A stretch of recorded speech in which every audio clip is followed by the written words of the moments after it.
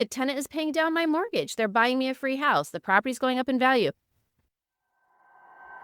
So the big question is this: how do real estate investors who don't have a ton of free time, don't have access to off-market deals, and didn't start life on third base, how do we conservatively grow our real estate business to support our families, finally leave the corporate rat race, and build a legacy? That is the question. This podcast will give you the answers. I'm Ed Matthews, and this is Real Estate Underground. Greetings and salutations, Real Estate Undergrounders. It is Ed Matthews again with the Real Estate Underground. Thank you so much for listening to us and making us a part of your day. The comments that we get are really helpful, and it's actually one of the ways we found our guest today is one of her students had suggested that we talk with our guests, and I'm really excited to do that. Before I get into that, though, what I'd like to do is just ask you to, one of the things that's interesting is that 60 some odd % of the folks that listen to our show actually don't subscribe or follow. And so while you're sitting here listening, and if you're getting value out of it, I would love for you to hit that follow button. So that helps us grow, and also send comments in, because it helps us reach out to new people and also to understand what you folks are working on and how we might be able to support that with bringing in some really smart guests. So with that, I'm happy to introduce Melissa Nash of Lucky Lady Investments and a whole bunch of other stuff, which we're going to talk about. But Melissa, welcome to the show. Thanks for coming in.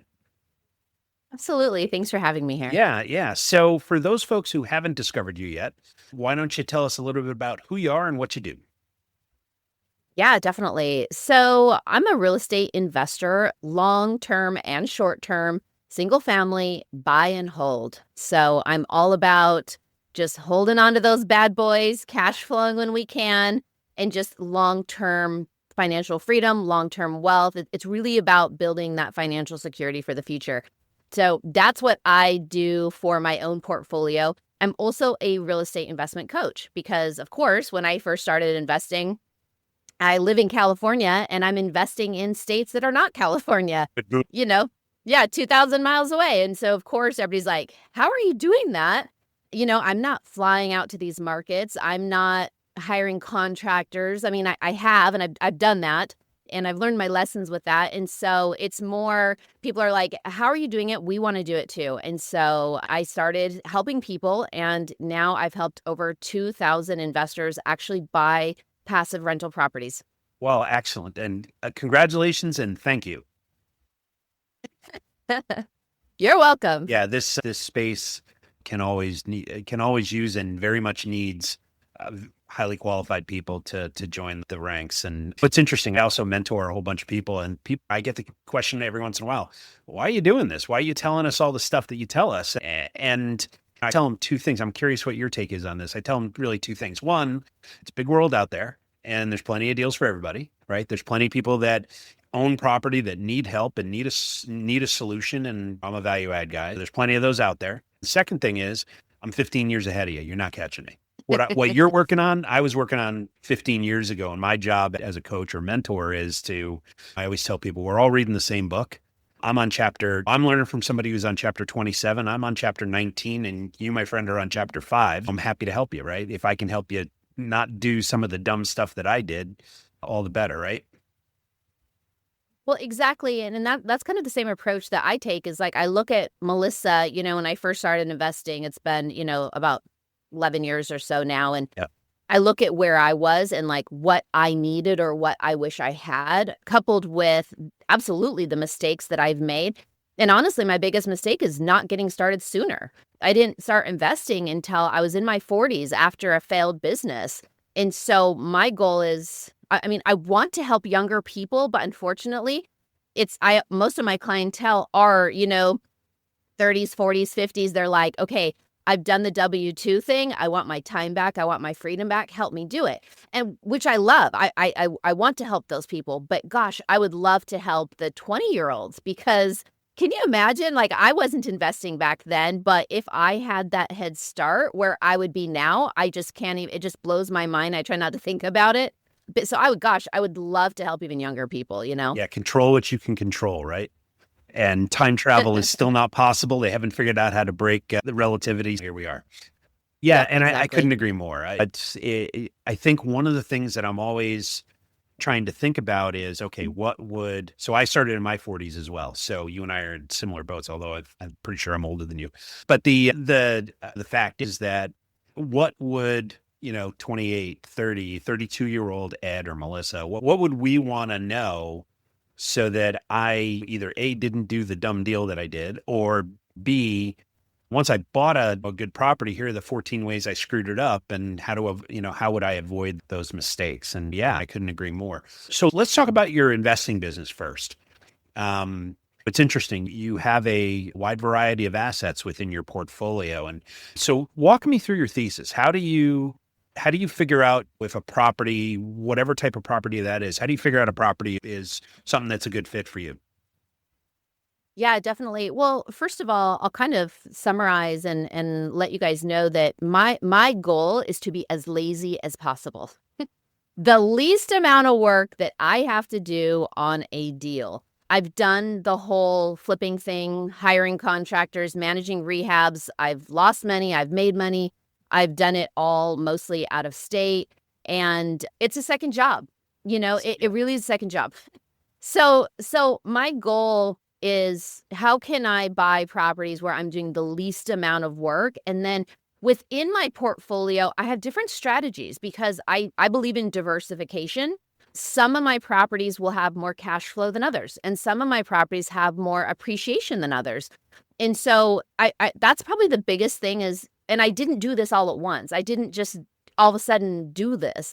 I bought my first property for cash flow. I bought my second property for cash flow. My first properties, I wanted to make sure that the cash flow was there, not only to put money in my pocket, but also to help sustain the properties. And then I've bought properties that are absolutely not cash flowing, but they have long-term appreciation. So my buy box is different because I have built in this diversity at this point. So sometimes I will analyze a property and I'm like, okay, market appreciation. Where is this market going? Where are the jobs? What is the rental demand? And I may not look at the cash flow. So for example, I also look at a good deal, like how much is my down payment? I recently bought a property in Little Rock, and I'm all in on that property, like $10,000, because I knew a person, because this is what happens when you get in real estate. You meet people and you make connections and deals land on your lap. I only have $10,000 into the deal. It's a $190,000 property, fully renovated with a tenant. And my cash flow is like, I don't even know if it's $200 a month. Now, if you look at that, a cash on cash return, I'm only in it $10,000. So actually, that's a really high return. But when I look at my bank account, I'm not getting super excited about, whoopee, $200 a month. Yeah. However, this is a long-term thing. The tenant is paying down my mortgage. They're buying me a free house. The property's going up in value. So for me, that was the right decision for that property. That was a no-brainer. But normally on an average deal, I want to see at least year one, 10% cash on cash return. At least if I can hit right around there, it's a deal worth looking further into. Right. Yeah, I agree. The one thing, and folks, what Melissa's talking about is PhD level investing, right? So this isn't where you start, mainly because one of the key mistakes that I made, and one of the key mistakes that I see a lot of new players make, is they want access to all the deals. I want all the multifamilies, all the single families. Yeah, I'll figure out if I'm going to flip it or rent it. I just want a deal. And that's a really hard conversation to have for a realtor or a wholesaler or someone that you're working with, because that's a big buy box, right? What Melissa's talking about is, and we're going to get into geographics in a minute, but is taking what the market gives you. And that's a different level of play.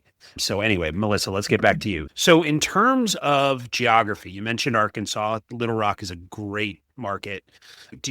Where is your portfolio? Do you tend to concentrate geographically, or is that not an issue for you? Stay with us. We'll be right back. A motivated seller just filled out your web form. If you call back within 5 minutes, you're nearly 4 times more likely to get that seller appointment. But delay your follow-up by even just 10 minutes? Forget it. you're toast. Ella Vista Connect calls that lead back in 60 seconds, qualifies them, and schedules your meeting. Find out how much slow follow-up is costing you. Free calculator at ellavista.com/underground.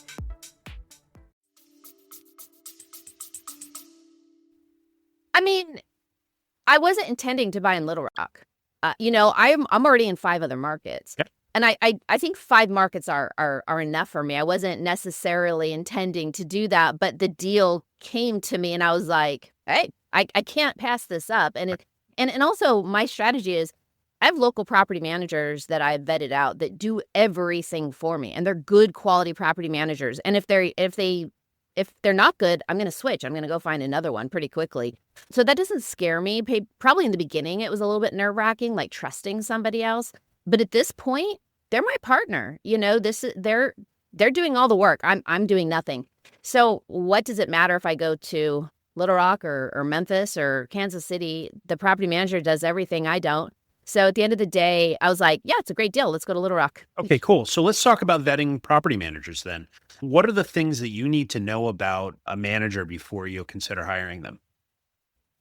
Yeah, so this is a great question because most people focus on what is your property management fee? What is your, lease up fee? And actually, those are the wrong questions to ask. I mean, you need to know that information because you're going to plug it into your pro forma, but that's actually that does nothing because I'm vetting them out as a business partner. I want to know, okay, your entire portfolio, that you're managing for investors. The property managers work for investors. So they've got the data. They've got the good stuff that we can ask them about that Zillow will never tell you. All these sites will never tell you this insider information. Ask them, what is your vacancy percentage for your portfolio? Like, how many houses do you have sitting empty right now? That's a pretty big deal. That's going to tell you, if the property manager is doing a good job. And that doesn't mean that it's a bad market. It could be the property manager. Because you can ask 2 different property managers the same question. One of them might say, hey, we have 95% occupied houses, and the other one might say we have 50%. Well, if they're in the same market, one's a bad property manager. So that right there can help you filter things out. You can use the property manager for so much information that people don't. Like people assume, oh, I need a 3-bedroom, 2-bath. Like that's the go-to. Well, I have a 2-bedroom, 1-bath that's never been vacant because there isn't a lot of them. And there's a need for every type of housing. And so ask the property managers that. Like, how quickly does a 2-bedroom, 1-bath rent? Or, what is what properties rent the fastest? Or, how many applications do you get on a property? Things like that. Get creative with your questions because they actually have the data. Couldn't agree more. The other thing that I just thought of as you were going through your criteria, property managers are an excellent resource for acquisitions. One of the first things when I create a relationship with a property manager, one of the first questions I ask is, who is your most stressed out owner? And can I meet them? Because invariably, there is still a level of management, right? You're not managing the property, but you're absolutely managing the manager. And there are people that do that well, and there are people that struggle with it, in all honesty. And since I'm in the business of buying properties from landlords who aren't really good at their jobs, I want to meet those people, right? And if only to give them relief and buy their property off of them. But in some cases, they become friends. In some cases, I mentor them. In a lot of cases, I buy the property, right? And that is another way you can work with property managers. And you pay them a referral fee and take good care of them. And like you said, they're a business partner. So you want them to win too, because it becomes a rising tide that floats all boats. Yeah. Well, and another thing that made me think of another example that I had is I hadn't even thought about this before. Ask your property managers, and listen, don't drill a property manager when you haven't even worked with them yet. That is the worst that you can do to them. Just like pound them with like a list of like 100 things. I actually think that's a little bit rude because they're not making money from you yet. And so you got to build a relationship first, like kind of nurture it and kind of slowly pull out this kind of information.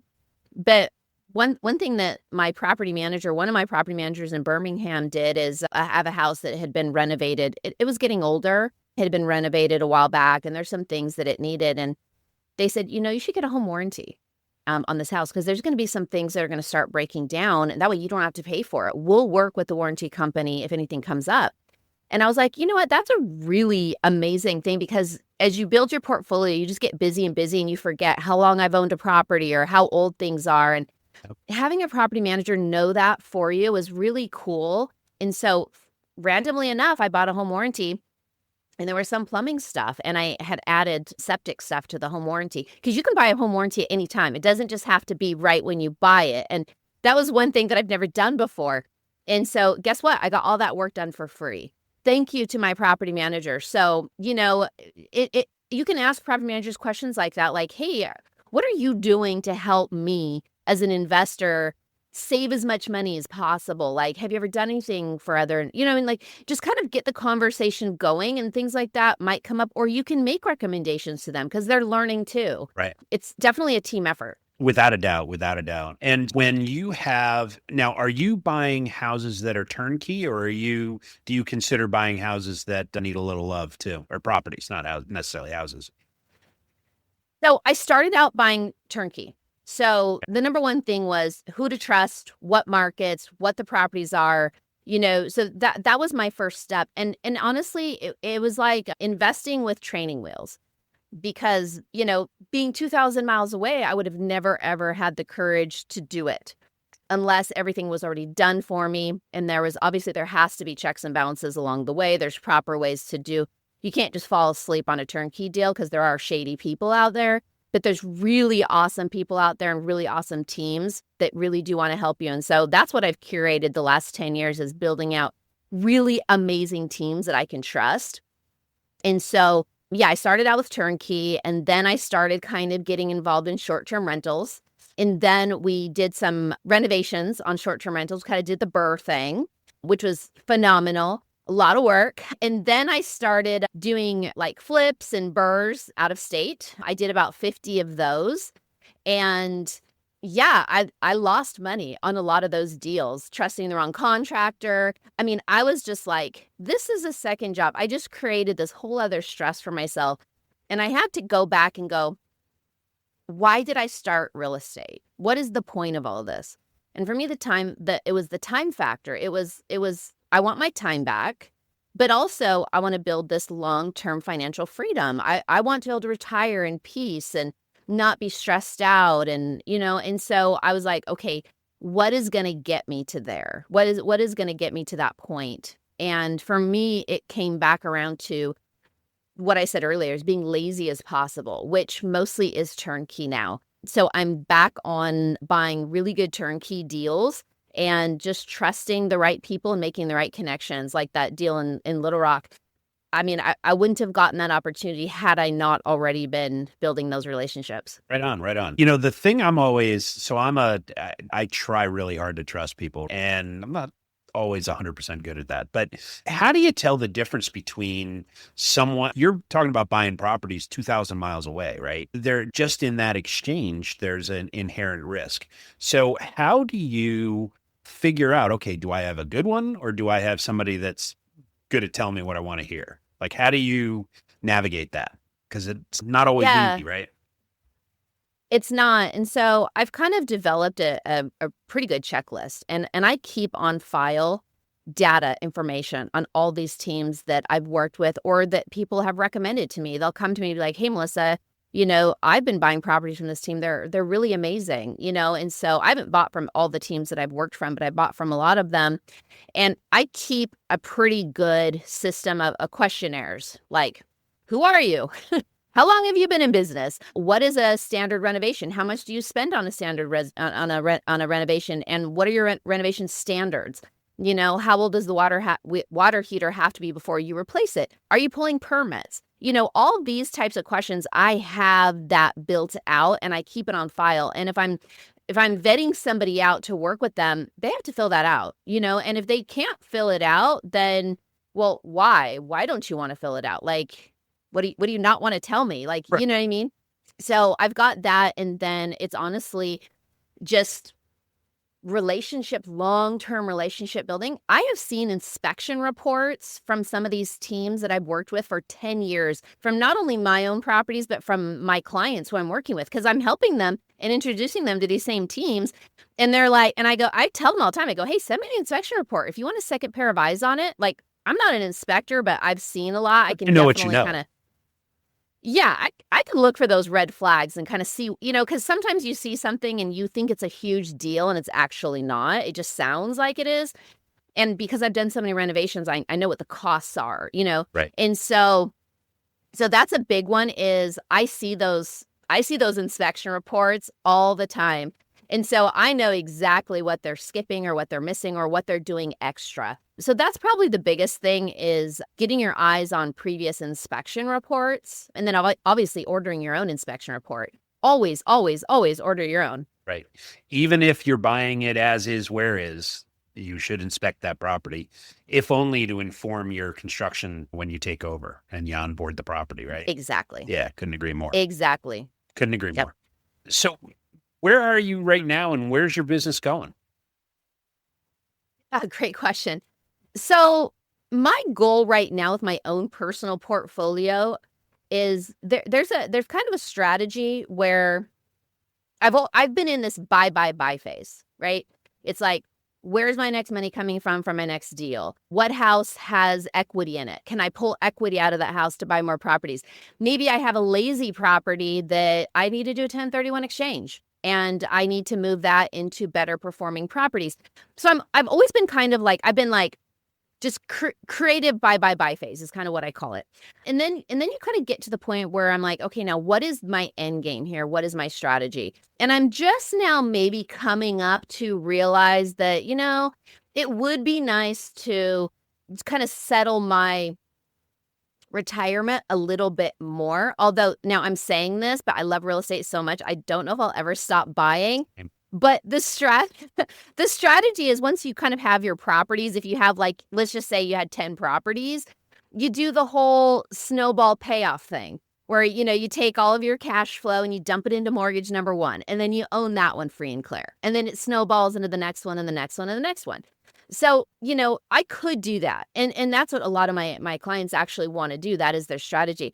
So I keep on saying I'm going to do that soon. I'm going to start snowballing and paying them all off because I have loans on all of them, which I love loans, by the way. I think it is the best. And this is why I struggle with it, is because I think that loans are the best friend to a real estate investor because I get to write off the interest and, all the things, But at some point, I am going to start that snowball payoff. I just haven't quite decided when. That's okay. It's not a race. Yeah, a friend of mine once Nope. asked me not that long ago. He was asking, we were having dinner, and he's like, when are you going to retire? And I'm like, what do you mean? I have no intention. If I'm 85 and I'm buying one house a year, one multifamily a year, that's fine. Right. But I see a deal. Every fiber of my being is I need to figure this out. Right. How can we afford, how can we figure out how to buy this property? So I'm right there with you, my friend. Okay. So why don't we get into the final five? And I'm always interested in how people, successful leaders like yourself, how their brains work. And so I really want to know, you have built an impressive coaching business. You've helped thousands of people on that side of your business. You've built a portfolio that most people would love to have. And so you're very successful. And yet every Monday, and I think we were just talking about it a little bit, but I'm curious what's driving you. What gets you out of bed on Monday morning? What's that purpose thing that what's the juice that gets you out of bed? Question. So first of all, I have ADHD. I think most entrepreneurs, we are entrepreneurs. I think most entrepreneurs have ADHD. Right. In fact, I got this new ADHD chair, and it actually allows me to sit cross-legged because I can't I have to move positions so many times. So I have a ball that I fidget brain with all the time, right? Yeah, same. Yeah, so my brain can't stay stagnant for very long. So I'm always moving to new ideas or a new way of doing something or a new system. Oh my gosh, I love systems more than anything. And in fact, I'm always how is this going to be a better system, not just for me, but how is it going to be a better system that I can help and give to my clients? Because whatever I create, they probably need it too. Yeah. So I think honestly, it's still exciting to me. It's still there's always something new, whether it's again a property for myself or I'm helping another client buy properties. It's new, and I just love that new, fresh excitement. But at the end of the day, for me, it's financial freedom. I have this fear of retirement. Things are just so expensive now. I don't know where my kids are going to be. How are they going to afford to live? I want to set up myself and my kids so they don't have to stress and worry about, whatever it is, losing their job and being a paycheck away from living on the street. You know what I mean? Like for me, it's all about that financial freedom. Right on. Right on. Yeah, and you mentioned systems. One thing I'm curious about, and especially with an operator like yourself who has a lot of moving parts in her business, I'm curious about those systems. And when you talk about systems, I think about process checklists, which you've mentioned, but I also think about technology. I'm a recovering technology geek. I'm curious, how do you use systems and I assume and it's some form of enabling technology to run your business? I am a big spreadsheet geek. Like I love Excel. The first time I learned it, like I was like, this is amazing because I hate doing math. I'm terrible about math. But I'm like, I can do a formula for that, and I love, maybe it's my ADHD brain too, but I've always loved, I can change the column and the color and the width and like I've always been obsessed. And so I honestly, that is it. I use Google Sheets, Excel. Literally, I mean, I am such a visual person. Again, not to keep talking about ADHD, but I think like the way that my brain works, I have like all like my personal properties. I have a couple different spreadsheets, but my properties are literally laid out at the top of the spreadsheet. And then I've got all my columns and I'm like, property manager, lender, how much is the rent? Who is the renter? The key information that I might need at any given time is right there. And of course, when my loans get sold, because they get sold all the time, you have to go up there and update the loan on there. And then I've got, with my short-term rentals, it's like, who are my people and what am I paying for? Honestly, I just do that. And then I'll have links that track to a folder. So it's right on the spreadsheet. So I'll have a link that goes to a property folder for that property. Perfect. So if I need like insurance information quickly or whatever, there's the link right there. It has to be simple for me. And I've never seen a system more simple than an Excel sheet to me. I just haven't. So that's what I do. Yeah. So it's something that everyone should take to heart. I am known to make things more complex than they need to be. And it's not a character asset, right? So keeping it simple is something that will keep your stress levels way lower than mine have been in the past. And then also keeping it simple allows you to scale because it's a lot easier to scale when you have all those moving parts, as we were talking about, figured out and managed on one band of spreadsheets across the top of your desktop. So thank you for sharing that. So I'm also curious about mentors and the folks that have helped you along the way. And I know that it was a mentor of yours who actually introduced you to turnkey investing back in the day. And so I not necessarily that person, but I'm curious about the best advice you ever got and who gave it to you. Well, I'll tell you the best advice that I never got was by watching what somebody else did. So my husband's grandmother, who I didn't know her very well because by the time I even started thinking, well, let me go back and say it like this. She was a real estate investor in Los Angeles in the 60s and 70s. She was a real estate agent, very rare. And she would take a commission from a real estate deal and she would buy a rental property. She would put her 20% down and buy a property. And she wasn't an investor. Like if she was alive still today, she would never call herself an investor. In fact, most of my clients do not call themselves investors because they think of an investor as like this like multifamily giant skyscrapers. And, most people kind of think of that. Right. But anyways, she bought these rental properties and, she bought a couple duplexes here and there and different things. Well, her husband passed away in the 80s. Actually, no, late 70s, early 80s, somewhere in there. And she was able to live off of her rental income on her properties. I mean, she had a wonderful retirement. She had a fantastic retirement. She traveled the world and went on cruises and trips and, and so when I met her, she was rich grandma. And she never really wanted to talk about it. She didn't see it as like something like amazing. It was just something she did. And so I knew, okay, that's someday I'm going to own rental properties because she held them. She held them long term. She held them for 20 years before they really started paying off for her.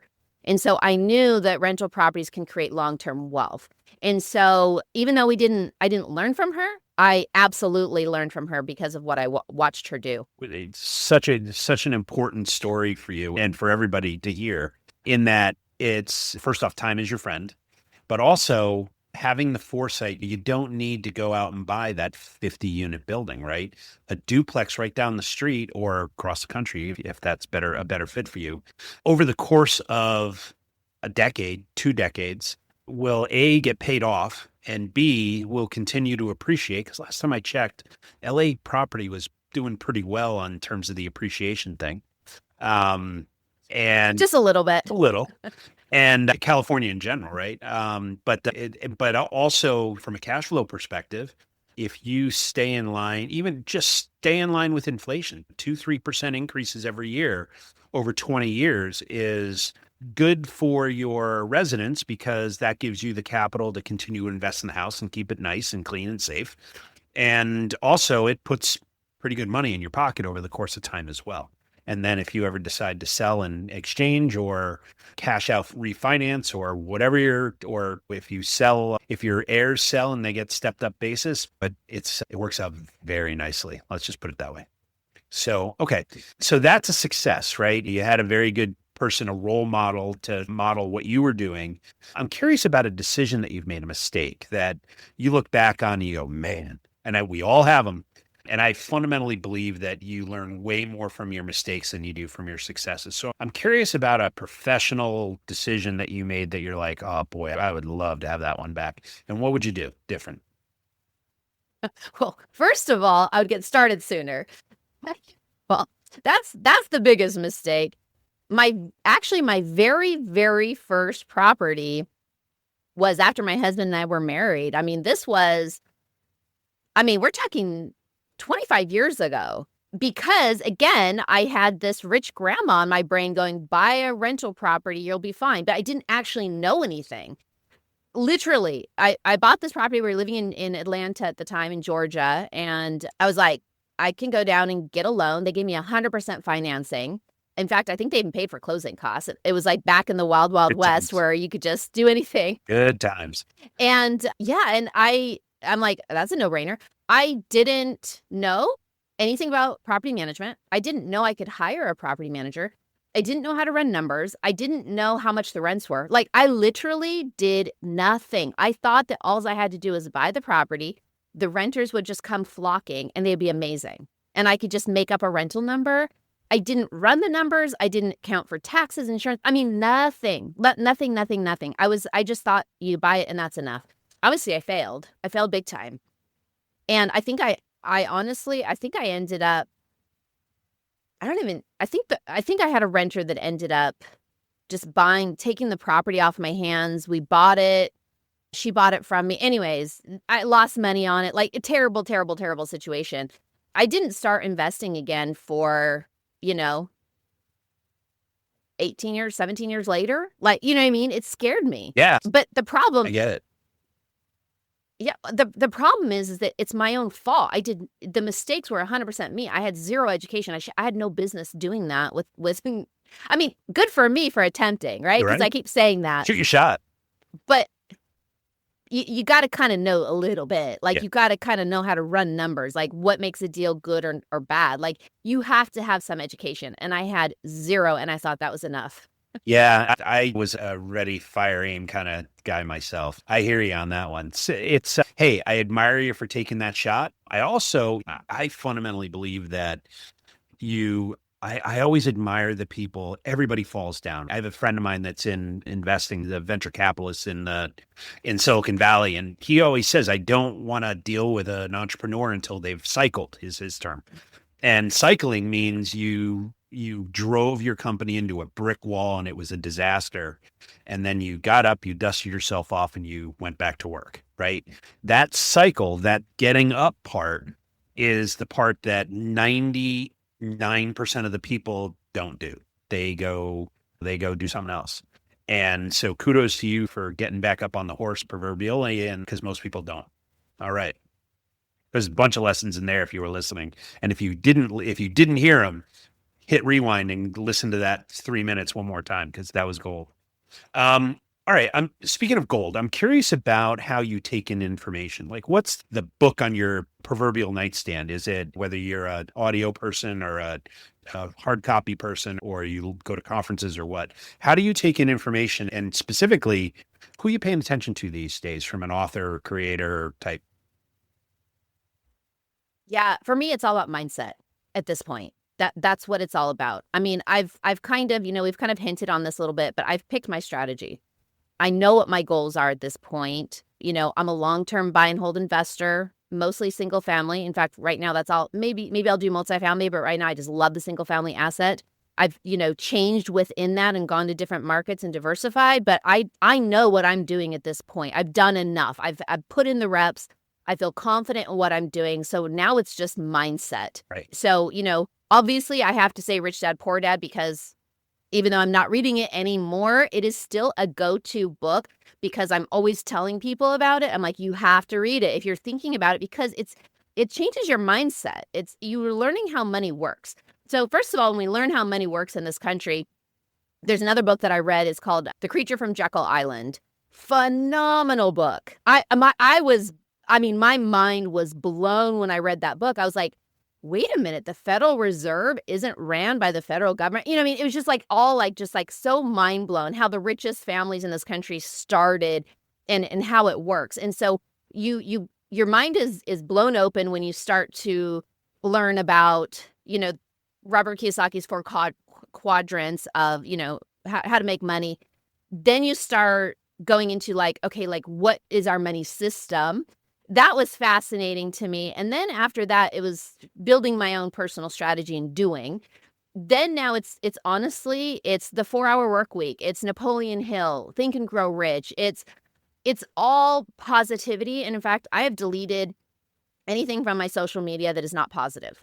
I've deleted all politics. I've deleted everything. I've even deleted family and friends who I love. It's not that I don't love them.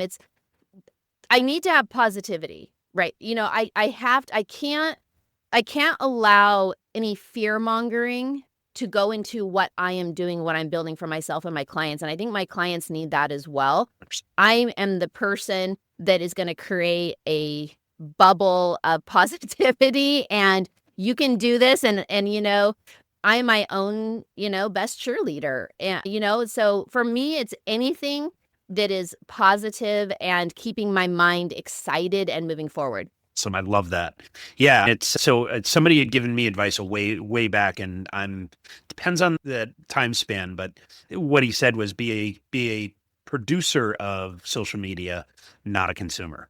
And he goes, you'll be a lot happier. Yeah. And he's right. And I use social media to learn. Like the AI, this whole AI wave, I'm absolutely fascinated by it. And I was joking about the fact that just when I thought I was out of technology, this stuff sucks me back in. In fact, I'm attending. Are you AI? Am I talking to an AI right now? No, I'm a human being. I can assure you. Actually you. But I was actually writing code for an AI before we started this interview. And as soon as we're done, I'm going to hop on the Tony Robbins and Dean Graziosi AI Summit that's happening in 30 minutes. So yeah. I'm absolutely fascinated by it. And it's interesting. One of the reasons that I'm joining that is a friend of mine is actually speaking. I'm pretty fired up for her. But the other part of it is it's a whole bunch of smart people that know more than I do about this stuff. And so I couldn't agree with you more. Melissa, I've really enjoyed this conversation. Congratulations on the businesses that you've created. When you're not talking about real estate, what do you like to do for fun? Well, right now we're knee deep in a remodel. We just moved into a new house. We're empty nesters. Our youngest just went to college, and we're like, what do we want to do? And so we moved up to Central California on the coast, and we bought a cute little beach house, and you can see the paneling behind me that will be going. But yeah, so it's been fun to kind of get into the whole, remodel stuff, design stuff. That honestly, real estate is my hobby. I'm embarrassed to admit it. We were watching an old home movie not that long ago. We transferred everything into digital. That was, the old stuff. And my son had the camera, and he was like, "Mom, what do you like to do for fun?" And my answer, and I'm kind of embarrassed about it, but I said, "Work." And I love to work, whether I'm helping a client or whether it's my own portfolio. Like, it brings me so much joy and passion. So I'm always like so embarrassed to admit it, but there it is. I love to work. I actually think it's a blessing, right? The fact that it's one of those things that helps you get out of bed on Monday mornings. The fact that you love what you do, probably is certainly better for you, but it's also a lot better for your clients too, right? Because I can see it. The passion that you have for this business can't be faked. So Melissa, if people want to learn more about your coaching business or your investing business, what's the best way to reach you? Yeah, thank you for asking that. I'm so excited. So I started a new community. It's over on School. You can find it if you go to hellomelissanash.com, and you'll see join community up at the top. I have a bunch of other links on there for freebies, but honestly, you're going to get way more freebies inside that community. My goal, I will admit, I don't know what I'm doing in there yet, but my goal is to bring so much value and knowledge and just excitement. Like, I want people to be like, "Hey, I just closed on a deal. Awesome. Tell us about the deal." I want it to be a space where people can learn, they can lurk. I have a lot of free stuff in there. I have a whole, free course in there, like how to look at the numbers on a pro forma. Just stuff like that. It's just basic stuff, but I also have like really cool stuff on markets and different things. So anyways, join the community. It is free. At some point, who knows, I might make it a paid thing. I haven't decided yet, but for now, all are welcome and it's free. Awesome. Congratulations on that too. Melissa Nash, thank you so much for joining us. It was really a pleasure to speak with you. Awesome. Thanks for having me, and I'll come back anytime. It was wonderful speaking with you as well. Love that. Thanks. This has been the Real Estate Underground. Don't forget to subscribe. It helps us grow. Until next time, Undergrounders, remember your real estate journey begins with a simple step forward. Now get to it. Bye for now.